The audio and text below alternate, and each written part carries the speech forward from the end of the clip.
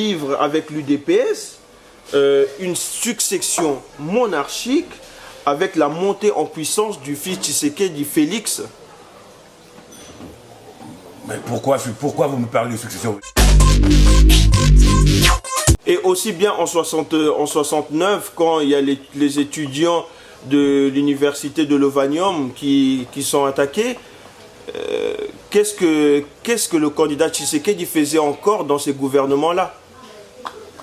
Je dis, c'est une question très pertinente, je reconnais, mais tout ce que je peux vous dire, et vous aurez l'occasion de le voir et de lui poser la question. Bienvenue encore une fois aux téléspectateurs, web spectateurs de l'émission Droit de cité. Droit de cité, une exclusivité diffusée sur www.rmcommunication.fr et bien sûr notre partenaire congomekili.com. Nous accueillons aujourd'hui Monsieur Edo Olito, le représentant officiel de l'UDPS en France.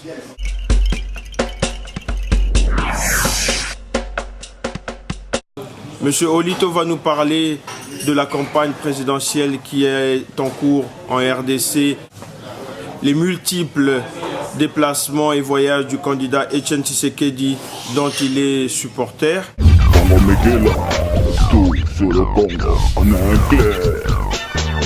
Monsieur Olito, bonsoir. Bonsoir.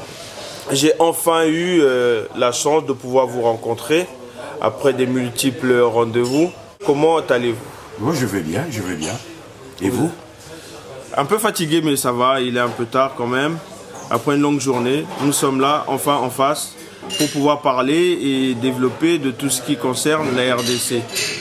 Mais avant de commencer, je souhaiterais quand même qu'on puisse faire un retour en arrière et avoir la parole officielle de l'UDPS France par rapport aux événements qui s'étaient déroulés dans la nuit du 3 au 4 septembre 2011 à Kinshasa. Pouvez-vous nous dire quelques mots puisque l'UDPS France n'avait pas été entendu par rapport à ces événements? Si, l'UDPS France a été entendu. Vous irez sur notre site, on en a parlé. Il y a une déclaration qu'on a eu à faire à ce sujet. En fait, que s'est-il passé exactement? L'UDPS avait introduit auprès de la CENI un certain nombre de revendications. La première revendication portait sur l'implication de l'opposition et de l'UDPS et l'opposition dans la gestion du fichier central.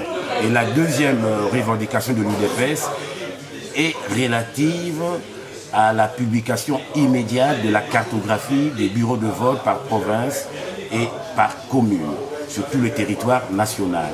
Et jusqu'à présent, nous n'avons pas encore été satisfaits sur ce point-là. Et voilà la raison pour laquelle nous n'avons pas signé le code de bonne conduite que d'autres partis ont signé. D'accord. Vous vous êtes retrouvé en fait tiraillé entre les partisans du PPRD. Comment expliquez-vous que cela puisse arriver entre frères en fait, entre populations qui ont grandi ensemble, se retrouver aujourd'hui à mettre le feu dans un bâtiment qui est devenu quasiment un musée de la zone de Limité?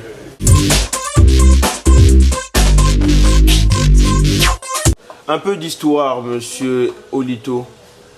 Quand en 1966 et en 1969, les événements qu'ont connu le Congo, il y a toujours eu monsieur Tshisekedi dans les gouvernements successifs.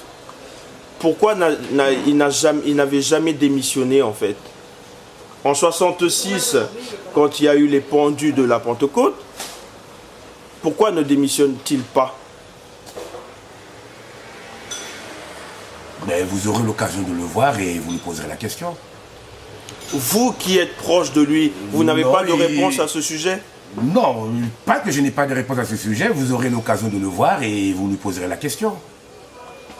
Et aussi bien en 69, quand il y a les étudiants de l'université de Lovanium qui sont attaqués, qu'est-ce que le candidat Tshisekedi faisait encore dans ces gouvernements-là?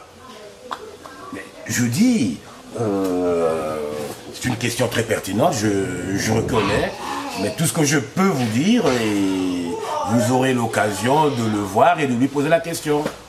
Et comme il a réponse à tout, il vous répondra. Mais donc vous n'avez pas réponse à tout. Vous ne maîtrisez pas l'histoire de l'UDPS et l'histoire de votre candidat. Non, je maîtrise l'histoire du Congo, l'histoire de l'UDPS, mais je ne maîtrise pas les motivations. Vous êtes le représentant en France du candidat Tshisekedi. Entre mon patron et moi, nous ne parlons jamais des ambitions. Vous ne lui avez jamais posé la question sur son histoire, sur son parcours? Jamais, je fais confiance à son intégrité. Vous n'avez jamais posé la question sur son parcours? Vous n'avez jamais cherché à savoir qui est cette personne que vous suivez? Je sais que c'est un monsieur qui est constant dans ses convictions, un monsieur qui va porter très haut le couleur du Congo. Vous, à titre personnel, il vous est jamais arrivé de vous demander, mais en 66, en 69, mais pourquoi il était encore là? Pourquoi il était encore... Moi aussi, je peux vous répondre la question. Quel était le contexte institutionnel politique de l'époque? Vous connaissez le contexte politique de l'époque? C'est à vous de répondre à mes questions. Non. Moi, je suis là pour vous poser des questions. C'est à vous de répondre. C'est vous qui vous cherchez à comprendre les meilleurs de l'histoire politique congolaise. Exactement. C'est pour ça que je dis, vous connaissez... Aidez-nous alors à comprendre. Non. Vous qui fréquentez la personne qui va sûrement diriger le Congo demain, aidez-nous à comprendre ce qui s'est passé dans ces années-là, un peu d'histoire, pour que nos web spectateurs puissent comprendre ce que c'était l'histoire du Congo. Mais je ne vois pas ce que je peux vous dire en plus de ce que je viens de vous dire. Nous devons nous replacer dans le contexte politique de l'époque. Et à cette époque-là... Expliquez-nous ce contexte-là. Ben, c'était le Congo était dirigé de main de fer par M. Mobutu. Mais le jour où M. Tshisekedi en a eu marre, il y a eu la création de l'UDPS. Il n'en a pas eu marre parce qu'il a été en quelque sorte écarté Bon, ça ce sont les ragots. Hein? Moi, je ne suis pas là pour commenter les ragots. Alors, Monsieur Olito, vous ne voulez pas commenter les ragots, vous ne voulez pas développer sur vos réponses. Une dernière question avant de conclure. Je voulais connaître, si vous connaissiez, ce que contient l'article 1er de la Constitution congolaise.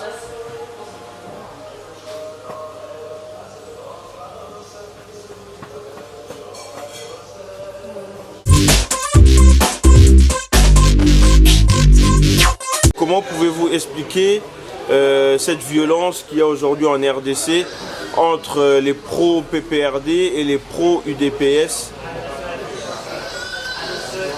Nous, ce jour-là, nos combattants manifestaient pacifiquement.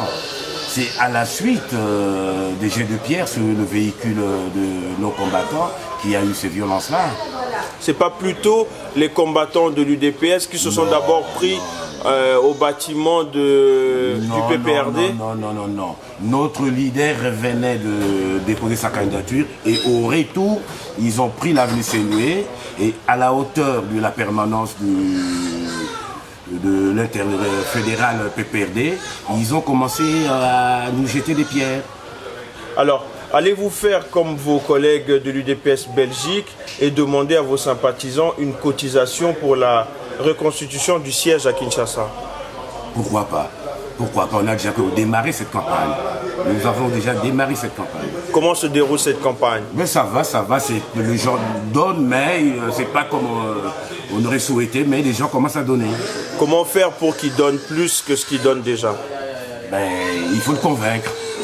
Et comment vous vous y prenez pour les convaincre alors? Ben, je les aborde, hein. Je vais le voir, j'essaie de le convaincre, bon, et j'y arrive.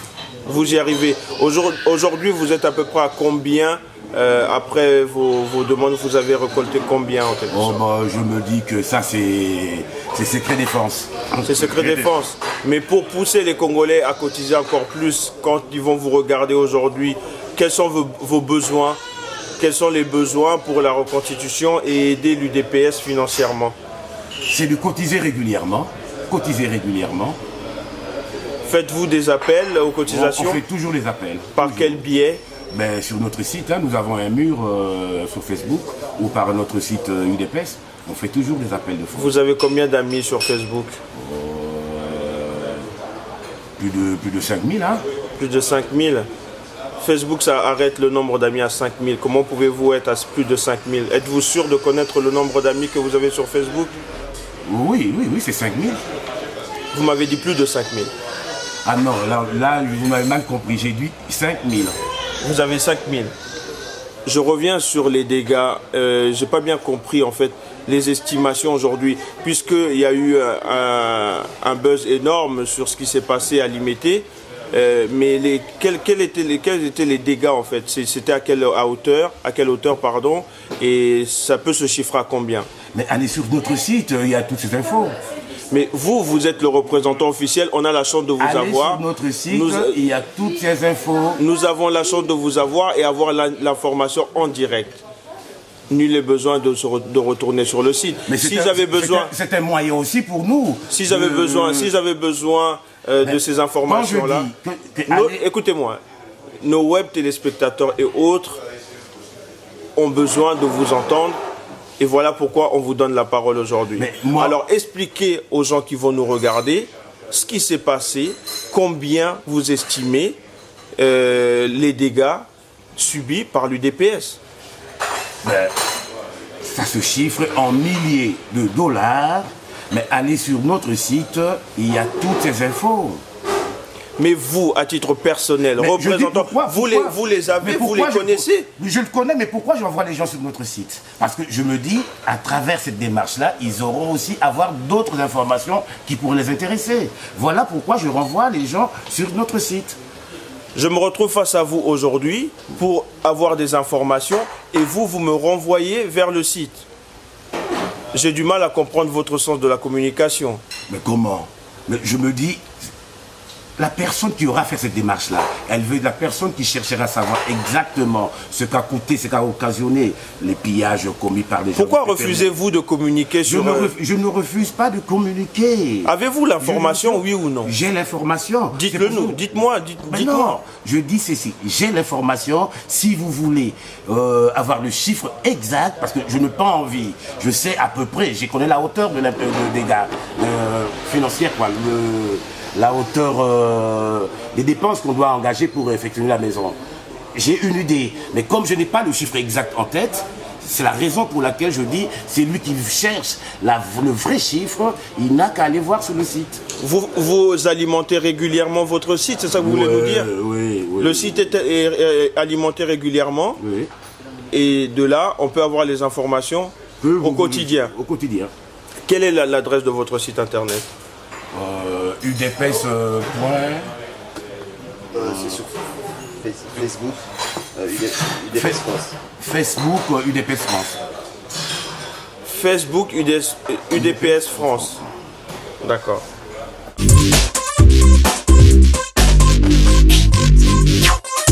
Que s'est-il passé lors de l'arrivée dernièrement de votre chef de troupe, M. Etienne Tshisekedi, à Bruxelles, puisqu'il y avait un nombre incalculable de Congolais qui l'attendaient à la descente de l'avion et ils n'ont pas pu le rencontrer. Pouvez-vous nous expliquer ce qui s'était passé? Bon, à ce sujet, il y a eu une méprise. Il y a eu une méprise de la part du service de sécurité de la Belgique. Ils n'ont pas voulu... Ils ont craint, voilà, les services ont craint pour la sécurité physique de M. Tshisekedi. Ils n'ont pas voulu qu'il soit en contact avec le combattant. C'est la seule raison pour laquelle ils l'ont amené directement à l'hôtel. Mais à l'hôtel, après, on ne l'a pas retrouvé à l'hôtel? Si, il est à l'hôtel. Vous l'avez rencontré? Je n'étais pas à Bruxelles, mais c'est la version que mes collègues de Bruxelles m'ont donnée. L'avez-vous rencontré depuis son arrivée? Oui. Que vous a-t-il dit? Ça reste entre nous. Quel est le message qu'il a apporté encore une fois? Il nous a encouragé à continuer à travailler. Il nous a encouragé à continuer à travailler, à sensibiliser tant les autorités locales que les populations congolaises de France à s'impliquer dans le processus électoral en cours. Mais comment vous, UDPS France, vous travaillez pour sensibiliser? Parce qu'on a du mal à voir vos actions. Racontez-nous, expliquez-nous vos actions, comment ça se passe pour que vous touchiez la diaspora congolaise qui réside en France aujourd'hui. Bon, par exemple, je suis à la tête de l'UDPS France depuis le mois de janvier et nous avons créé 6 sections au niveau de la France. C'est-à-dire on a créé la section de Chambéry, la section de Tours, la section de Bordeaux, la section de Lille et la section de Annecy et la section de Rennes. Et on a mis en place encore un nouveau comité pour la section de Paris, de l'Île-de-France, disons. Nous avons eu à échanger en off, vous et moi, suite à la diffusion du reportage de notre confrère Natelemi Productions avec une personnalité qui s'était présentée comme étant le chargé de communication de l'UDPS France. Qu'est-ce que vous pouvez nous dire à ce sujet? Bon, je n'ai pas de commentaire à faire à ce sujet-là. Bon, c'est un problème qui sera réglé à l'interne. Avons-nous été dupés par cette personne qui s'est présentée comme étant un communicant de l'UDPS France? Tout ce que je peux dire, c'est mon conseiller chargé de la propagande et animation.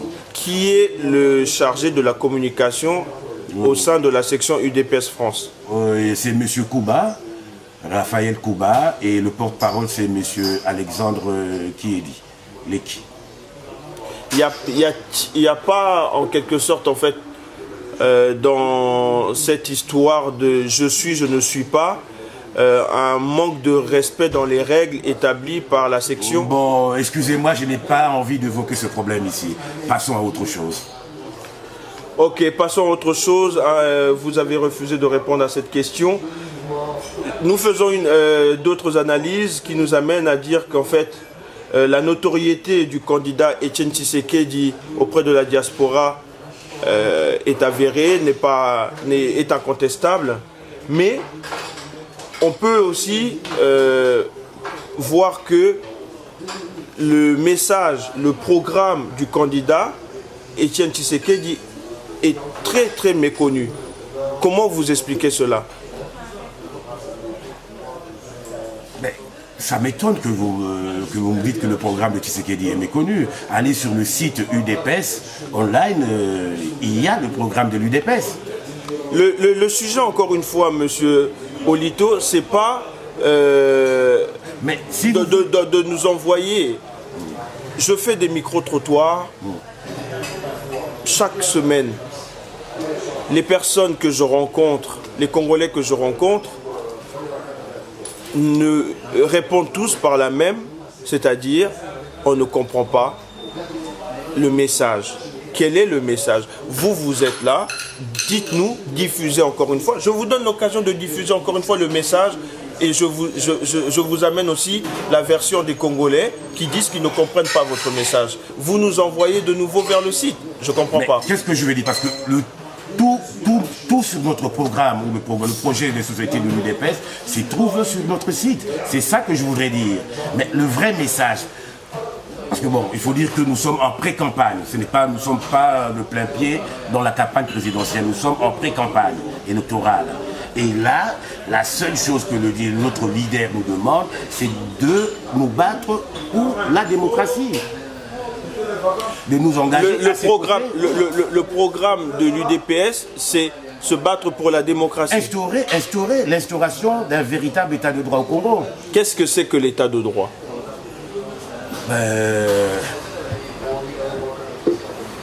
Très bonne question. Vous savez, on peut en parler pendant des heures. Et moi, je veux bien échanger avec vous. Qu'est-ce que c'est que l'état de droit? Est-ce que l'état de droit... Je vais vous répondre. L'état de droit, par exemple, l'indépendance de la justice. Que la presse ne soit pas muselée. C'est ça l'état de droit. L'état de droit est que la répartition des richesses nationales soit équitable. Et c'est ça l'état de droit. Comment fonctionne en fait votre cellule UDPS en France? Comment vous fonctionnez? Bon, il y a le bureau de la représentation et puis au niveau inférieur, on a les sections au niveau de chaque département de France. Donc il y a l'Île-de-France, Bordeaux, Lyon. Vous avez des rassemblements, c'est quoi la régularité, vous vivez de quoi, Les cotisations des membres. Ça monte à combien la non, cotisation? ça ne vous regarde pas. Vous ne communiquez pas sur ça. D'accord. Mais dites-moi, l'idéologie de l'UDPS, quelle est l'idéologie de l'UDPS? Vous êtes un parti à tendance socialiste, capitaliste ou libéral? Mais nous faisons partie de l'international socialiste. Nous prônons l'économie solidaire de marché. Nous sommes membres de l'international socialiste. Vous êtes membre Donc, aujourd'hui, votre candidat est arrivé en Suède, apparemment pour rencontrer des partenaires socialistes. C'est pourquoi il est à la recherche de fonds. Pourquoi fait-il autant de... Il ne m'a pas associé à ce voyage-là, donc il me serait très difficile de vous répondre précisément. Tout ce que je peux vous dire, il prend des contacts utiles pour le pays. Mais expliquez-moi un peu, vous le représentez en France et vous n'êtes pas dans les secrets de ces voyages et des besoins de l'UDPS pour gagner les élections? Ça aurait été le cas. C'est ni le lieu ni l'endroit d'en parler. Comment ça? Ça aurait été le cas. J'aurais été dans le secret, dans le confidence de mon patron. Mais je ne vois pas pourquoi j'aurais à en parler ici. J'ai du mal à comprendre une chose. Non, je dis ceci. Il est parti en Suède prendre contact utile pour le Congo. Qu'est-ce que ça veut dire? Ça englobe beaucoup de choses, ça dit beaucoup de choses. De contact utile pour le Congo, ça veut dire ce que ça veut dire.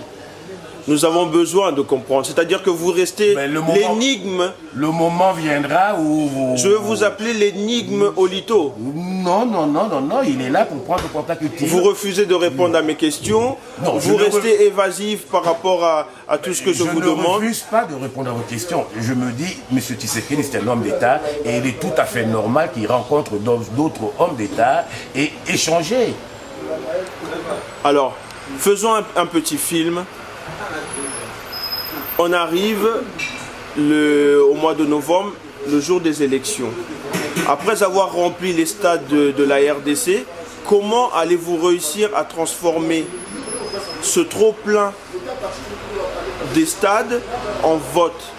Comment allez-vous transformer ça? Vous savez, le peuple congolais est décidé à ce que ce monsieur débarrasse le plancher. On a vu l'UDPS au Stade des Martyrs faire un plein.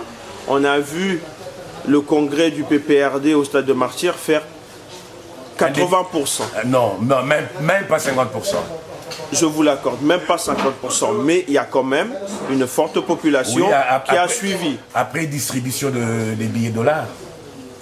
Vous avez confirmation que des billets ont été distribués? Oui, des billets ont été distribués. D'accord, donc vous n'avez toujours pas répondu à ma question.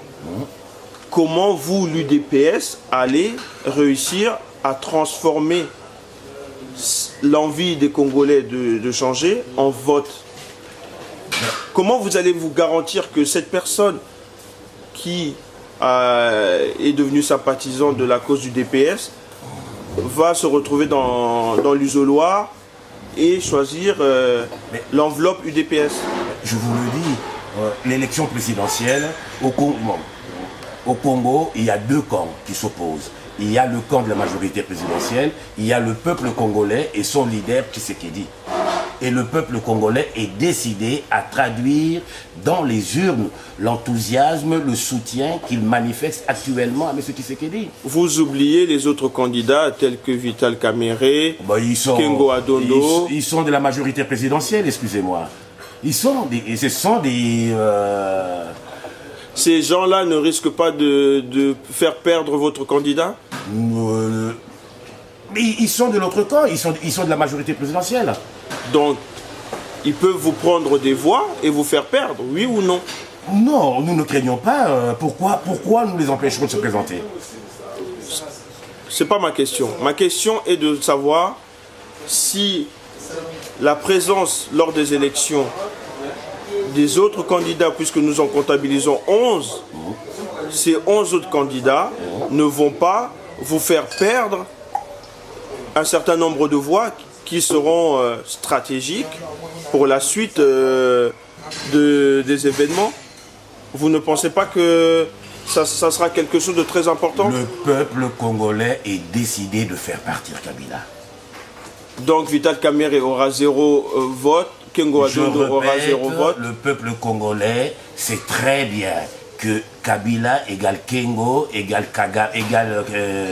Kamerhe égale Kagame. Le peuple congolais le sait. Êtes-vous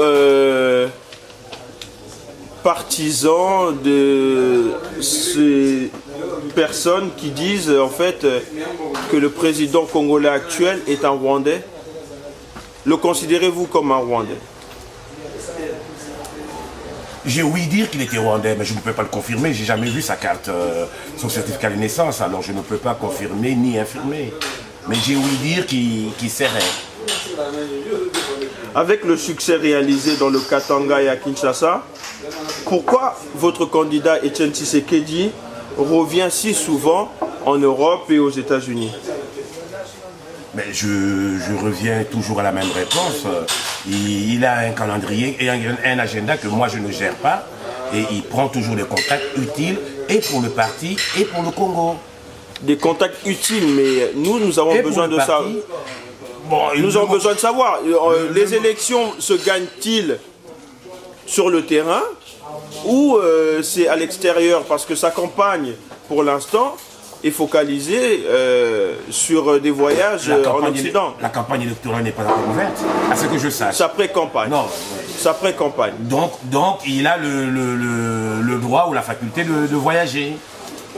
Mais ces voyages, une pré-campagne, la RDC, vous savez très bien l'immensité de notre pays.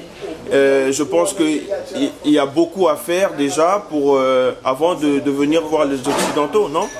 À moins que le pouvoir se décide ici. Il a un agenda qu'il maîtrise et lui-même il sait pourquoi il voyage. Il maîtrise son agenda. Il ne vient pas en Occident pour demander le pouvoir, carrément? Non. Le pouvoir, c'est le peuple congolais qui le lui donnera. Vous en êtes sûr? J'en suis sûr. Le peuple congolais aujourd'hui peut décider de l'avenir du Congo? Oui. Il est mûr maintenant, mature. Politiquement, le peuple congolais est mature à ses jours. Je vous l'accorde. Que propose alors l'UDPS que le PPRD ou le MLC ne propose pas aux Congolais? Le PPRD, c'était, comment est-ce que je dirais, c'était une usine à gaz avec les 5 chantiers. Une vraie usine à gaz. Mais nous, ça sera du concret. Du concret. C'est-à-dire, le peuple congolais aura à sentir un vrai changement dans son environnement institutionnel, son environnement social. Mais c'est pour ça que je vous demande, qu'est-ce que vous proposez? Qu'est-ce que vous proposez que les autres n'ont pas proposé aux Congolais? Mais il a proposé et proposé. Vous pouvez proposer et ne pas le faire. Il a proposé les 5 chantiers. Qu'en est-il réellement? Où sont les réalisations? Vous êtes dans la dénonciation. Moi, je vous demande d'être dans la proposition. Qu'est-ce que vous proposez? Mais nous proposons de changer les choses. Nous proposons de créer du travail. Nous proposons de... Comment allez-vous faire pour créer du travail en RDC? Vous allez vous y prendre comment pour créer du travail? Pour créer du travail, si on va s'y prendre comment? Oui. Mais prenons par exemple le cas. Nous avons dans ce pays un système financier qui est par terre. Connaissez-vous le pain, le prix du pain à Kinshasa? Ben, ça fait 6 ans que je suis plus rentré à Kinshasa. Et avec l'inflation qui règne dans ce pays, le chiffre de 2006 ne serait plus valable aujourd'hui. D'accord. Donc ce qui veut dire qu'en fait, vous voulez représenter le peuple congolais sans pour autant connaître leur quotidien. Mais je connais le quotidien du Congolais. Je connais Le quotidien du Congolais, c'est déjà de savoir non, le quotidien le mal qu'il a à acheter le pain le matin ou d'acheter son foufou le matin. Le quotidien du Congolais, c'est avoir du travail, envoyer ses enfants à l'école, avoir accès aux soins de santé. Voilà le quotidien, le vrai problème du Congolais. Est-ce qu'il met dans son ventre le midi et le soir? Vous ne pensez pas que c'est important pour vous de savoir le coût de ces aliments-là? Mais nous sommes des politiques. Nous savons qu'il y a un sérieux problème au niveau alimentaire au Congo. Nous savons qu'il y a un sérieux problème au niveau alimentaire au Congo. Connaissez-vous le prix d'un trajet de transport à Kinshasa? Mais comme je vous ai dit, il y a 6 ans que j'ai quitté Kinshasa, donc... vous n'avez plus du tout de relation, vous avez coupé le contact avec... non, je n'ai pas coupé. Vous êtes déconnecté de... Non, je ne suis pas déconnecté, je suis l'évolution, je suis les péripéties de la vie politique. Là, vous me parlez de la vie politique, mais moi je vous parle du quotidien des Congolais. Quelqu'un qui habite à Kikwit, savez-vous comment il fait pour acheter son pain ou son foufou le midi? Il achète à combien? Quelqu'un qui habite en Mbuji-Mayi, il achète son foufou à combien? Vous maîtrisez ça? Dis, d'abord, je n'ai jamais été en Mbuji-Mayi ni à Kikwit. Or, je ne sais pas si le prix est le même sur tout le territoire national. Ça, je ne pourrais pas vous le dire. Et comme je vous l'ai dit, j'ai quitté Kinshasa. Ça ne devrait pas figurer dans les projets de l'UDPS, l'unification mais quand je parle de l'assainissement du cadre macroéconomique, tout ça c'est compris là-dedans. Espérez-vous un poste si votre candidat, votre patron, comme vous aimez l'appeler, Etienne Tshisekedi, devait devenir président de la République démocratique du Congo? Moi, je suis au service du peuple congolais et de l'UDPS. Et si mon parti a besoin de moi, de mes compétences, de mes services, je répondrai présent.